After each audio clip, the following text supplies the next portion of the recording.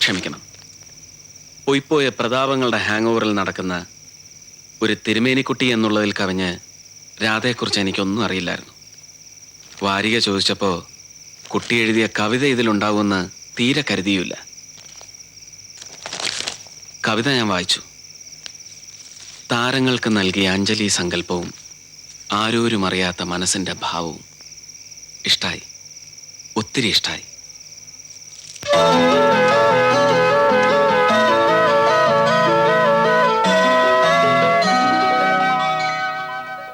മക്കൾക്കും അമ്മയുടെ അതേ ബുദ്ധിയും പ്രകൃതവും ഒക്കെ ആക്കിട്ടിരിക്കണേ.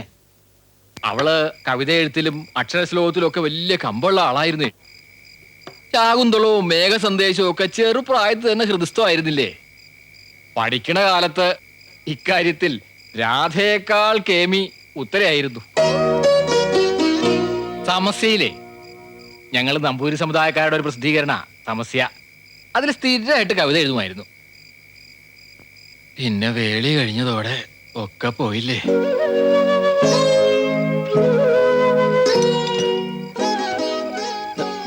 മുറുക്കിക്കോളൂ. വേണ്ടായിരുന്നു. മുറുക്കണതൊക്കെ കൊള്ളാം. മിറ്റത്തെങ്ങാനും തുപ്പിയിട്ട കാലത്തിന്റെ വിധം മാറും. തുപ്പണമെന്നുള്ളവരെ തൊടിക്കപ്പുറം പോയി തുപ്പിക്കോണം. അയ്യോ,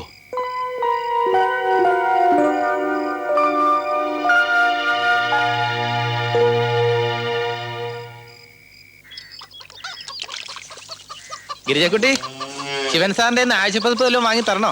ദേ അപ്പോട്ടാ, നിങ്ങൾ എന്റെ വായിന്ന് വല്ലതും കേൾക്കും. കുട്ടിയെ മര്യാദ പഠിപ്പിക്കാൻ ശിവൻ സാറിനെ കൊണ്ടേ പറ്റൂ. മര്യാദ പഠിപ്പിക്കാൻ ഇങ്ങ് വരട്ടെ. ഞാൻ വെറുതെ പറഞ്ഞതല്ലേ. ശിവൻ സാറിന് ഗിരിജയെ വലിയ ഇഷ്ടാ. തന്റെ കാര്യം എപ്പോഴും എന്നോട് പറയും. നാട്ടിലെ സാറിന് വളരെ ഇഷ്ടമുള്ള ഒരു സ്റ്റുഡന്റ് ഉണ്ടായിരുന്നു, മായ. നന്നായിട്ട് കവിതയൊക്കെ എഴുതുമായിരുന്നു. ഒരു അപകടത്തിൽ മരിച്ചുപോയി.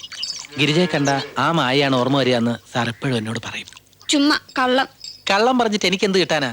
കുട്ടിയെ സാറിന് ശരിക്കും ഇഷ്ടാ.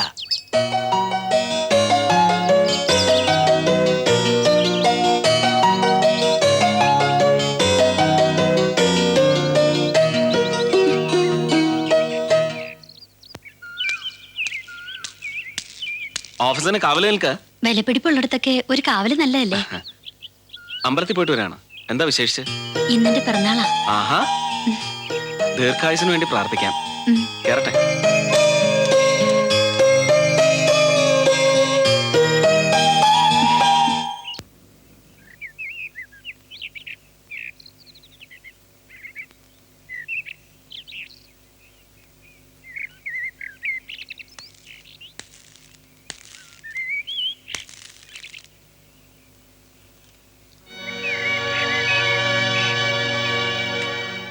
വല്യമ്മാമ പറഞ്ഞു കേട്ടു കവിത എഴുതുമെന്ന്. മനസ്സിലുള്ളത് മുഴുവൻ എഴുതി കഴിഞ്ഞു തോന്നിയതുകൊണ്ടാണോ ഈ മൗനം? വായിച്ചു മറന്ന 2 വരിയുണ്ട്. അറിഞ്ഞതിൽ പാതി പറയാതെ പോയി, പറഞ്ഞതിൽ പാതി പതിരായിപ്പോയി. പാതി എപ്പോഴും നഷ്ടമാവുന്നു എല്ലാവർക്കും. പറയാനുള്ളതിലും അറിയാനുള്ളതിലും. എഴുതണം, ആ സിദ്ധി നഷ്ടമാക്കരുത്. എഴുതാത്ത കവിതകൾക്ക് വേണ്ടി കാത്തിരിക്കുന്ന ചിലരൊക്കെ ഉണ്ട് ഇവിടെ.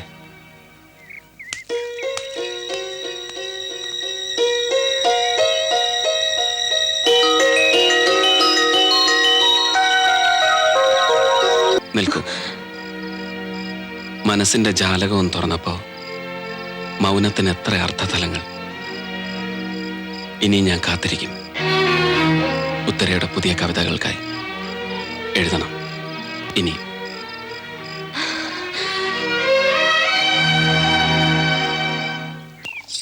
നല്ല ചേർച്ച. ഏന് വേണ്ട, ഇതൊക്കെ ഇട്ടുണ്ട് ഞാൻ വരില്ല എങ്ങോട്ടായാലും. അത് ശരി. ഈ വേഷത്തിലെങ്ങാനും എന്റെ അമ്മച്ചി തന്നെ കണ്ടാലുണ്ടല്ലോ, നല്ല ശേലായി. എന്ന് പറഞ്ഞ അമ്മച്ചിയും പെങ്ങളെ അങ്ങ് കണ്ടുപിടിച്ച പോലാണല്ലോ. കണ്ടുപിടിക്കും, കണ്ടുപിടിച്ചു തന്നെ കൂട്ടിക്കോ. എന്നെ കെട്ടാൻ അമ്മച്ചി സമ്മതിച്ചില്ലല്ലോ. അതൊക്കെ ഞാൻ സമ്മതിപ്പിച്ചോളാം. എന്റെ അമ്മച്ചി ഒരു പാവ. തമാശയ്ക്ക് പോലും നീ അവരെ വേദനിപ്പിക്കരുത്. ഇല്ല, എന്റെ ടോമിയുടെ അമ്മച്ചിയല്ലേ, ഞാൻ പൊന്നു പോലെ നോക്കും. എന്റെ മക്കളെ റോയി ഇവിടെ വാ. അതെരിപ്പോ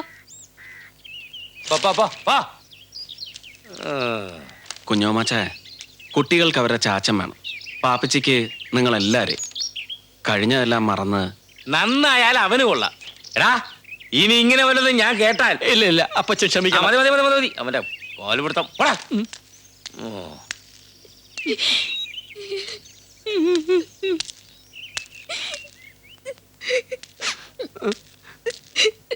കരയാതെ ഓമനെ. അല്ല എന്റെ ഓമനെ അമ്മണി, ദേ നിന്നാണ് എന്നാണ്. ഞാൻ ഇനി ഒരു അടിവാരത്തേക്കും പോവില്ല. ഓ, നിന്റെ ശരീരം ഒരുപാട് ക്ഷീണിച്ചല്ലോടി.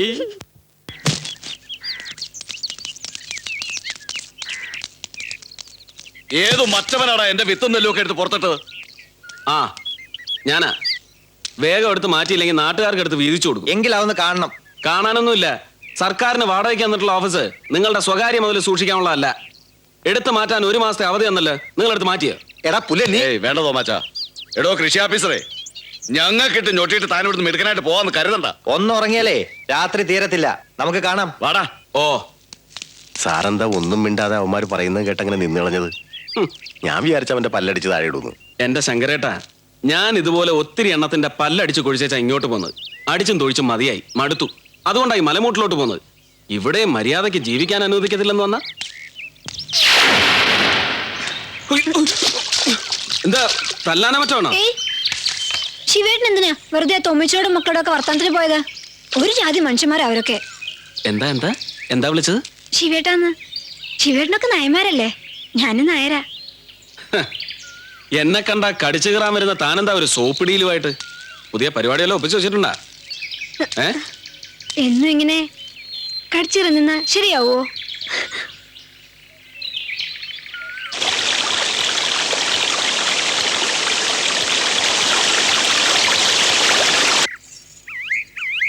സാറിന് ഇല്ലത്തെ ഗിരിജയായിട്ട് പ്രേമമാണല്ലേ? എന്താ പറഞ്ഞത്? ഞാൻ പറഞ്ഞല്ല, താളുവാ. നാട്ടിൽ കവിത എഴുതുന്നൊരു കുട്ടിയെ സാർ പ്രേമിച്ചിരുന്നോ? ആ കുട്ടി മരിച്ചുപോയി അല്ലേ? ഇവിടെ വന്ന് ഗിരിജത്തമ്പുരാട്ടിയെ കണ്ടപ്പോ ചത്തുപോയി ആ കുട്ടിയെ പോലെ ഇരിക്കണോണ്ട് തമ്പുരാട്ടിയെ. ഗിരിജയും കവിത എഴുതാൻ തുടങ്ങിയിട്ടുണ്ട്.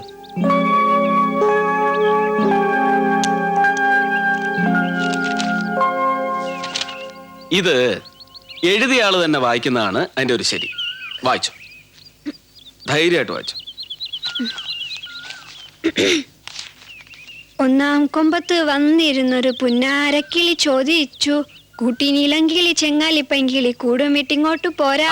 നിർത്ത്. ഈ കവിത ഗിരിജ തന്നെ എഴുതിയാണ്, ഒറ്റയ്ക്ക്. ഗിരിജയ്ക്ക് വയലാർ രാമവർമ്മ എന്നൊരു പേര് കൂടിയുണ്ടോ? ഈ കവിത ഗിരിജയുടെ പ്രായത്തിൽ ഞാൻ കാണാപ്പാടം പഠിച്ചിട്ടുണ്ട്. നാട്ടിൽ എനിക്കൊരു സ്റ്റുഡന്റ് ഉണ്ടായിരുന്നു, മായ. ഇവിടെ വന്ന് ഗിരിജയുടെ കുസൃതിയും കുറുമ്പൊക്കെ കണ്ടപ്പോ ആ മായ തന്നെയാണെന്ന് ഓർത്തുപോയി. അങ്ങനെ ഞാൻ മായയെ സ്നേഹിക്കുന്നത് പോലെ തന്നെ ഗിരിജയും സ്നേഹിക്കാൻ തുടങ്ങി. മായ എനിക്ക് എന്റെ അനുജത്തിയായിരുന്നു. ഗിരിജയും എനിക്ക് എന്റെ അനിയത്തിയായി കണ്ടൂടെ?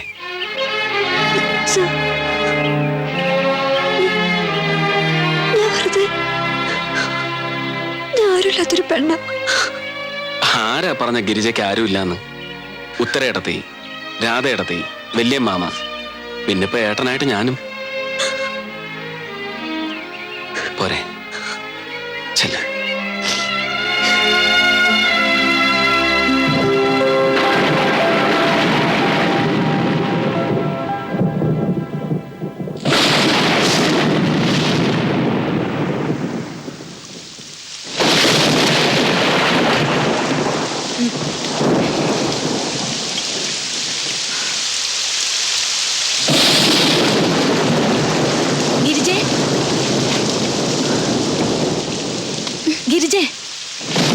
നനയണു. കാലത്തെടുക്ക എടുത്തി. നീ അവിടെ കിടന്നോ, ഞാൻ എന്റെ തുണി മാത്രമേ എടുക്കൂ.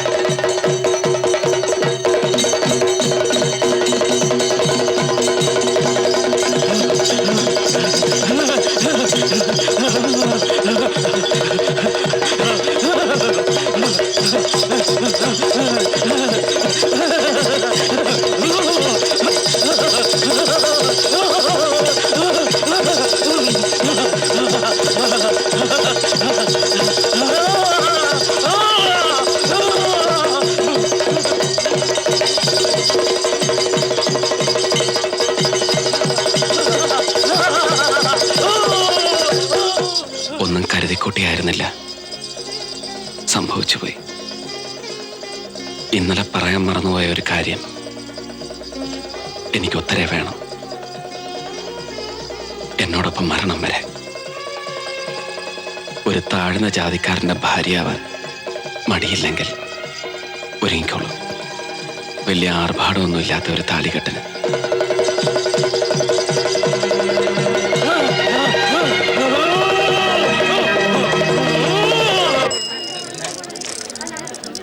നിന്റെ കെട്ടിയവന് തലയ്ക്ക് സുഖമില്ലെങ്കിൽ വല്ല ആശുപത്രിയിലും കൊണ്ടുപോയി ചികിത്സിപ്പിക്കണം. ആ അവള് പറഞ്ഞത് കേട്ടില്ലേ? ഇല്ലാത്ത കാശുണ്ടാക്കി 3 വട്ടം പാലക്കാട്ട് കൊണ്ടുപോയി തളവും വെച്ച് കരണ്ട് പിടിപ്പിച്ചൊന്ന്. എല്ലാം ഭേദമായി കൊണ്ടുവന്നതാ. അങ്ങോട്ടോ ഇങ്ങോട്ടോ എന്റെ കണ്ണം തിരിഞ്ഞ പിന്നെ അങ്ങനെ തബലകൊട്ട് തുടങ്ങും. ഡോക്ടർമാരോട് ചോദിച്ചിട്ടും വൈദ്യന്മാരോട് ചോദിച്ചിട്ടും കാരണം അറിഞ്ഞില്ല. പിന്നെ എന്റെ പിള്ളേരുടെയും ഗുരുത്വം കൊണ്ടും എന്റെ കണ്ണുദൃഷ്ടിയിൽ പെട്ടോണ്ട് മാത്രമാ കാര്യം പിടികിട്ടിയത്. എത്ര ഭേദമായിട്ട് വന്നാലും ഇത് ഞാനെ കണ്ട എന്റെ കെട്ടിയന്റെ മട്ടങ്ങ് മാറും. പിന്നെ എന്നെയും വേണ്ട, കുട്ടികളെയും വേണ്ട, തബല മാത്രം മതി. എന്നാ പിന്നെ തബലെടുത്ത് അങ്ങ് തല്ലി പൊളിച്ച് കളഞ്ഞാ പോരെ? ഒരു വട്ടം എടുത്ത് മാറ്റിയതാ. തബല കിട്ടാഞ്ഞപ്പോ കൈ കിട്ടുന്നൊക്കെ എടുത്തു കൊട്ടി തുടങ്ങി. പാവത്തിന്റെ കൈ വേദനിക്കണ്ടെന്ന് കരുതി തബല വീണ്ടും എടുത്തു കൊടുത്തു. അതിന് എന്റെ വരുമ്പോൾ എന്ത് ചെയ്യണം? ഒന്നുകിൽ ഓളെ കെട്ടിയോനെ ചികിത്സിച്ച് ഭേദാക്ക, അല്ലെങ്കിൽ ഓക്കും കുട്ടികളും ചെലവിന് കൊടുക്കുക. അതല്ല എന്റെ ന്യായം. ചെലവിന് കൊടുക്കാനോ? അതെന്താ, ഇവനൊക്കെ വയറ്റിലുണ്ടാക്കിയിട്ടുണ്ടോ? ഇതിലും ഭേദം അതായിരുന്നു. അടിച്ചെന്റെ വെറുതെ നിങ്ങൾ തമ്മിൽ തർക്കിക്കാതെ എന്തെങ്കിലും തീരുമാനിക്കേ. ആട്ടെ, പാപ്പച്ചി എന്തു പറയണു? ഇവക്ക് ചെലവിന് കൊടുക്കാനോ? ഞാനോ? ഞാൻ വെറും ഉണ്ണാക്കാനാണെന്നാണോ നിങ്ങൾ കരുതിയത്? ഒരു കുടുംബം ഞാൻ കാരണം വഴിയാധാരമാകാൻ സമ്മതിക്കത്തില്ല.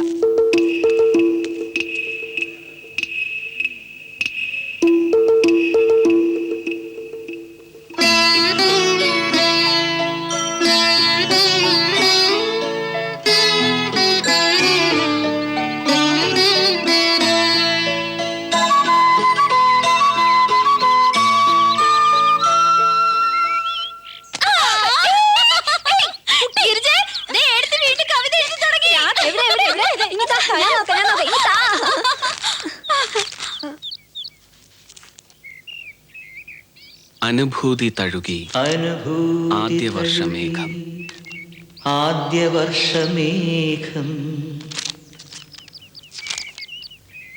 ആത്മാവിലെഴുതി